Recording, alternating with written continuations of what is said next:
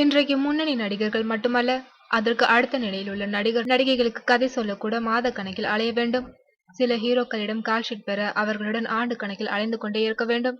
இந்நிலையில் நடிகர் சசிகுமாருக்காகவே ஒரு கதையை எழுதி வைத்துவிட்டு ஓராண்டுகள் அந்த கதையை அவரிடம் சொல்ல முடியாமல் காத்திருக்கின்றார் இயக்குனர் வசந்தமணி.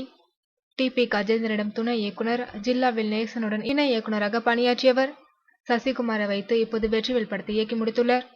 Triton Arts R. ரவீந்திரன் இந்த படத்தை தயாரிக்கின்றார். 500க்கும் மேற்பட்ட படங்களை விநியோகித்தவர் ரவீந்திரன். தயாரிப்பாளராக அவருக்கு இதுதான் முதல் படம்.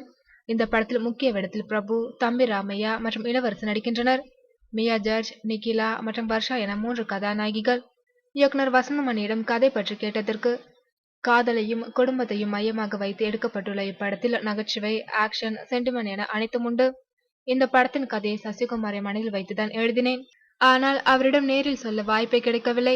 யார் யார் மூலமோ சொல்லியும் அவர்கள் சசிகுமாரிடம் விஷயத்தை சொல்லவே இல்லை. ஓராண்டு கழித்து எதர்ச்சியாக அவரை சந்தித்து சொன்னேன். நல்ல கதை, ஏன் இத்தனை நாள் காத்திருந்தீர்கள், உடனே ஆரம்பிக்கலாமே என்றார். தாரை தப்பட்டை முடிந்த கையோடு இந்த படத்தை ஆரம்பித்தோம். 70 நாட்களில் முடித்துவிட்டோம். சசிகுமார் மிக அருமையான மனிதர், சிறந்த நடிகர். அவரை வைத்து இயக்கியதற்காக இதை சொல்லவில்லை.